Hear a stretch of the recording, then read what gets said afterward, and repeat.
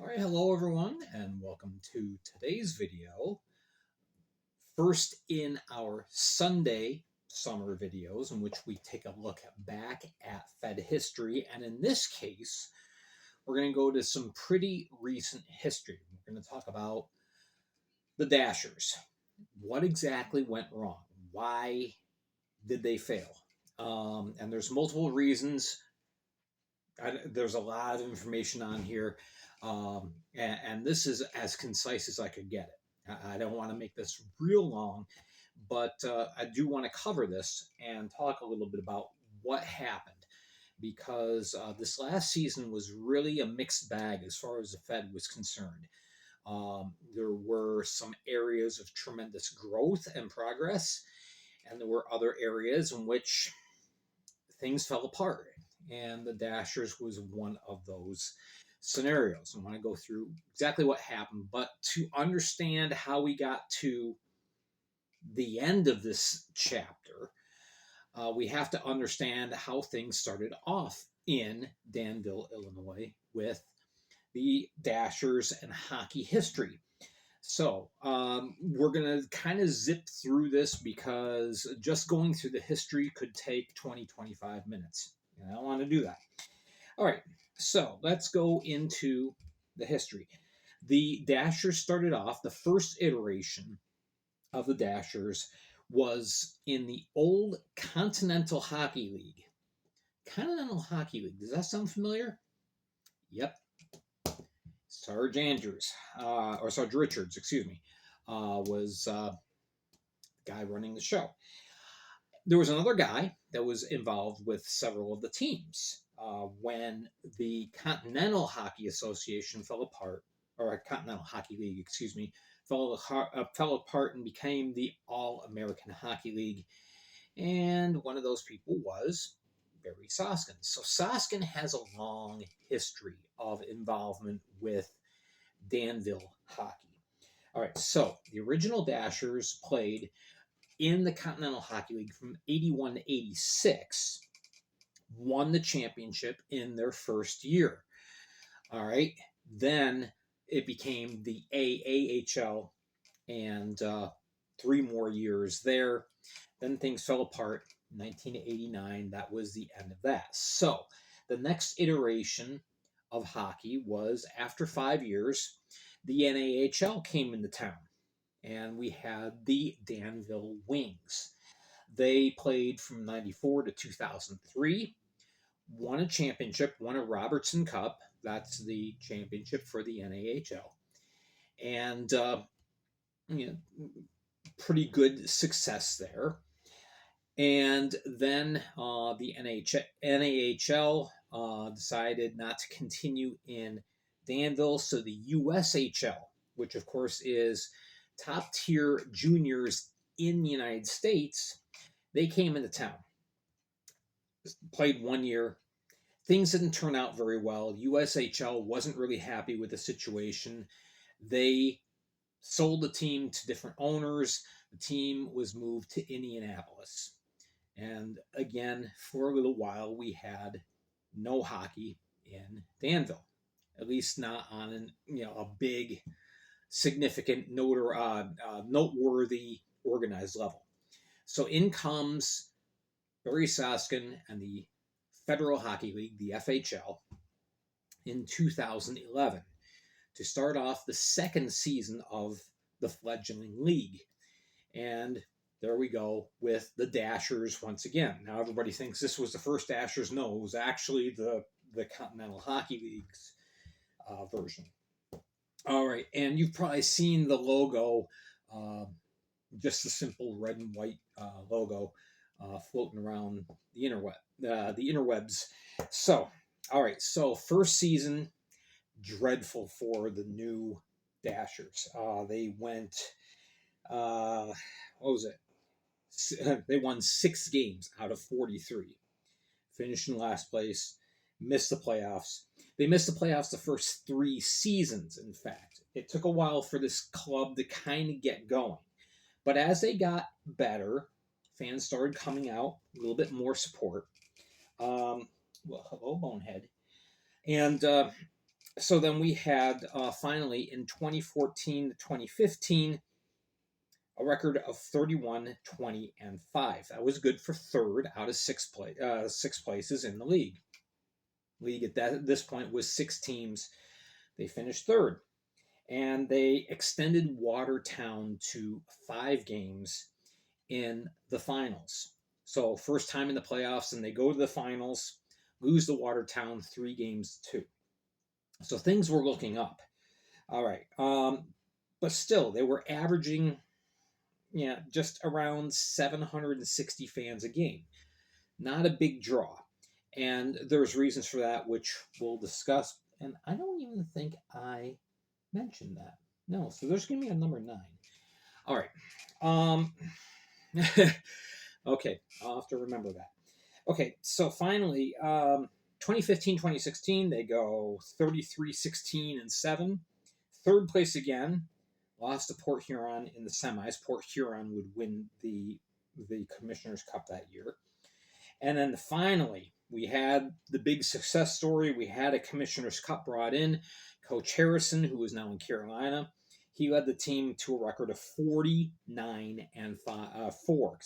49 and 4. Beat Watertown and Berlin for the Cup, averaging almost 1,200 fans a game. So this was the zenith of hockey in Danville.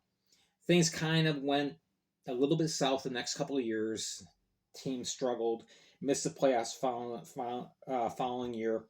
2018 to 2019, they finished last, but were still drawing 1,000 fans per game. 2019 to 2020, there had already been a lot of friction between the arena management and Soskin and the Dashers. Kind of at the last minute, the league said, "All right, fine, we'll renew your lease, but we're not really happy about this." All right, they finished. Well, I can't say they finished. They were in third place in the Western Division. Now, this was the first time that the league was at 10 teams. And unfortunately, COVID came along, shut everything down. We all know the date, March 12th, 2020. Day that will live in infamy in hockey circles. So the season's canceled, and with it, unbeknownst at that time, so were the Dashers.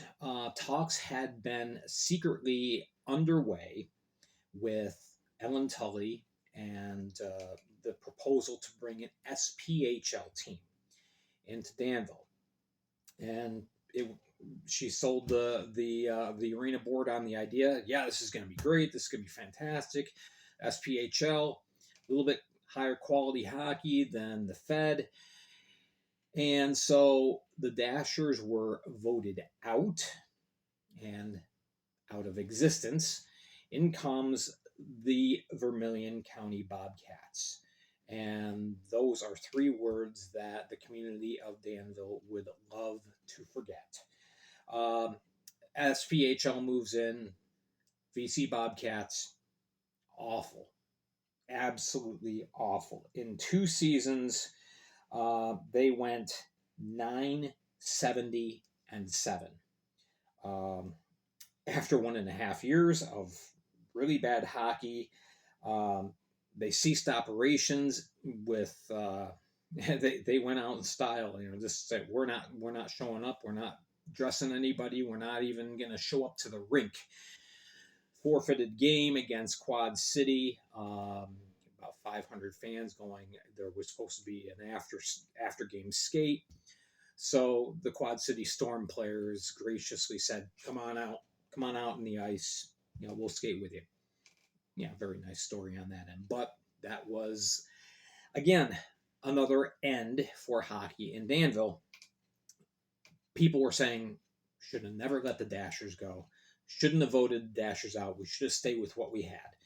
So there's a lot of sentiment within the community. Bring the Dashers back. Bring back there was even a Facebook page for a couple of years. Bring back the Dashers. And I think many of us follow that pretty closely. So there were some rumblings, but the league decided, the league meaning the FPHL, decided not to negotiate yet with Danville. They wanted to give another year. So, um, so there's another year without hockey in Danville. Finally, this last year, we get to this last year, and this is where the saga begins. First of all, Barry Soskin, Diane Short are negotiating with the David S. Palmer Arena board. The arena says, okay, on February 28th of this past year, 2024, they said, all right, we'll extend you a 2-year lease. We're happy with what you've come up with here. These are our terms. We agree. Hands over the contract to Soskin. Soskin holds on to it, gives it to his team of lawyers, and it sits on somebody's desk for 3 months. 3 months is a long time. So, I remember on May 10th, I was in the arena in Binghamton, saw Mr. Soskin, and he addressed the Carolina crowd on YouTube that night saying, yeah, the papers are sitting on my desk or on the desk of my legal team. We're still going over things. Why did it take 3 months? Nobody knows. So, finally, on May 30th, more than 3 months after the Palmer Arena board said yes, finally Soskin says, okay, signs on the dotted line, said, okay, the Dashers are back. The Dashers are coming back. All right. So, AJ Tesseraro is announced as the head coach. Diane Short is going to be the GM, as she was before with the Fed's iteration previously of the Dashers. And away we go. All right. And then the season happened. And as we saw, it didn't go well. 3-49-4, a professional record, 43 straight losses from October 26th until March 20th. It was agony. Several close calls during that span, but it always seemed like at the last minute, and in 3 instances, it literally was the last minute. Dashers find a way to lose the game. So, 12 points.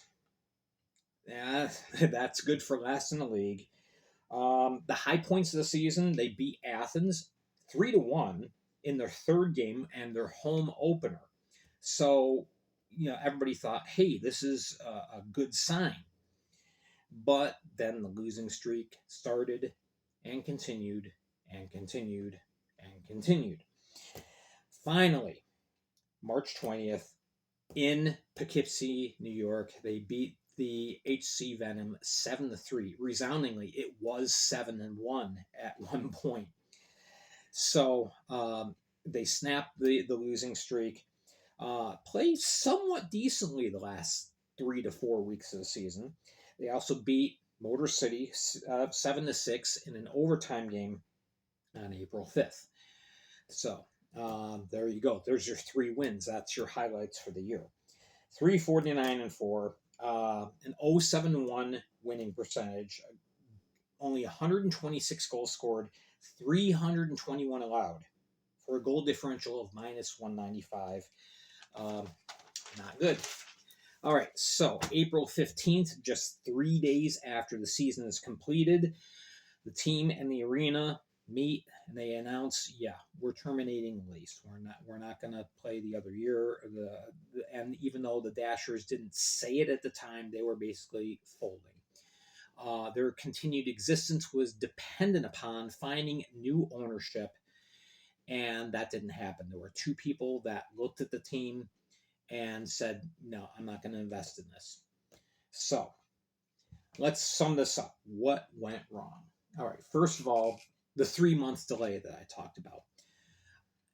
3 months is a long time. When you have an expansion team, there's a lot of things that you need to do. Topeka, all right, they were announced several months ago, and so they've had all this time to start working on corporate sponsorships and developing their uniform and their brand and their name and hiring a staff, all those really important things. And the Dashers weren't afforded that time, time that they desperately needed, and they left themselves short. This was not on the arena. This was on Barry Soskin and the ownership. All right, so that's the first thing. There's just no time, and before you know it, the opening day is here, and you got to wing it. Number two, they drafted very poorly. AJ Tesserero, while he was a good coach as far as working with the guys on the ice, he didn't have a lot of relationships built up. He didn't really know how to recruit. And I don't think he did his homework in drafting players, because a lot of the players that he drafted ended up either being released right away or traded because the player said, I'm not coming to Danville. No way. I'm not playing for you. In some cases, I'm retiring. Select him anyway. It was very unfortunate. There's only two players that played for the team on opening day and for most of the season. That was Oscar Wahlgren in goal and Connor Mullins on defense. Only two players that got drafted that ended up dressing for the actual team. All right, most of these players, again, were just on their way out. And so there you go. Poor draft led to a poor product. Number three, and this was a huge blow at the time. 2 weeks before the start of the season, Diane Short said, I'm out. I'm opting out. I'm not going to continue with the team. Due to personal reasons, I'm out. And so no time left to get a GM or other people into place. And by most accounts, Diane Short insisted on kind of doing everything herself. So she didn't leave instructions with anybody. Okay, this is what I've been working on. This is what you need to do. It just got left, unfortunately. Volunteers tried to pick up the slack, but it didn't work out very well. All right, 4, we talked about poor product on the ice. 349-4 says it all. With a few notable exceptions, the talent was really the bottom of the barrel. You had some standouts. Parker Rutherford was much better than his record suggested. You had some good play by players like Mullins and I can't even remember all the players that were there because most of them got traded off. So it was unfortunate. Number 5, and this was a huge one as well, the absenteeism of Barry Soskin. Now, I will say and stress that I found out late in the year that Soskin was having some significant health difficulties, and that's why he was persona incognito, not just with the Dashers, but with many of his other teams too, like Mississippi. There's no presence by him because he wasn't physically able to be there. But in the meantime, because Soskin was supposed to be signing the checks and things like that, and players weren't getting paid on time, they were getting paid 2, 3, in one case, 4 weeks late. It really fell apart. Because Soskin was not able to fulfill his duties, the league took over. Not specifically the executive board on the whole, just Paul Jean. Now, the reason for this, there's logic to it. Paul Jean lives out in the Midwest, so he was the closest person that is on the league executive board to put his hands in the thing. But Paul Jean is not a GM. He is not a director of personnel. He's not an evaluator of talent. And so the first thing he does is fire Tesserero because he says, well, we've got this huge losing streak. So let's bring in Stephen Assault. I don't mean to sound like the bad guy here, but Assault is not a hockey coach. Um, not a good one, at least not on the professional level. Recruiting skills, minimal. Um, so basically, Paul Jean and Stephen Asso are now handling personnel decisions, calling up anybody who would be willing to show up from the APHL. In the meantime, there are notable cases, and I have this on record from player agents and player representatives, that there were several people that were willing to go to Danville, people who were qualified to play and talented, and they actually said, "Yeah, I'll go. I'll go. You know, I'll help boost up the team and turn things around." They were all denied by Gene and so. So no, we're bringing in our guys, and they didn't know what they were doing. So you ended up with even worse talent, with the notable exception of Quinn O'Reilly. He gets called up from the APHL, and he fits in. He was the one player from the APHL that actually was qualified enough to play for the Dashers. Everyone else, no. All right, so we had that situation. Paul Jean just, he really didn't know what he was doing. Finally, so bows out. He said, this just, it's not worth my time. I'm sorry. I'm out. So Paul McLean is hired, and the team becomes better. All right, they start to gain some of that momentum that they had going towards the end of Tesserero being there, and then once Asso was inserted, that momentum was lost. Well, now McLean figured out how to get the team going again, playing better, playing competitive hockey, and they were still losing games, but they were close losses for the most part. And finally, they got a couple wins. All right, and that sudden change twice did not help. That contributed. Finally, the loss of revenue. I can't say finally because there's a ninth thing that I did not write here. The loss of revenue. That really, really hurt the club. There were poor ticket sales, obviously. They only averaged 633 at home in 24 games. Remember, at the end of the year, the league announced their total attendance was right around 1,000. Well, factored into that was 13,000 fans that came to the 4 games in Topeka. The Dashers were the home team, and so they got credited with those attendance numbers. But as far as the games actually at David S. Palmer Arena, 24 games, only 633 average. Not enough. Poor tickets, poor corporate sales. Again, they didn't have time to develop a lot of corporate revenue coming in, sponsorships. Those things weren't there. So they were always behind the 8 ball as far as money's coming in. And then Diane Short ordered a ton of merchandise. Comes in, but there's no online store. So the only people that can get stuff like this, which I was graciously sent this by a Dashers fan,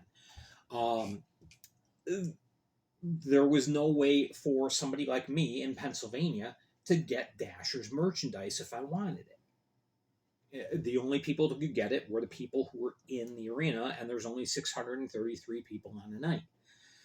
So that hurt. And the ninth reason that I did not write here is, unfortunately, Danville is a dying city.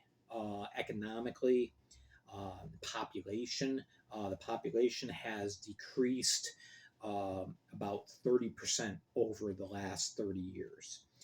And a lot of corporate jobs, a lot of big businesses that once made Danville home pulled out, leaving a high unemployment rate, leaving a low per capita average. Economically, Danville is not healthy.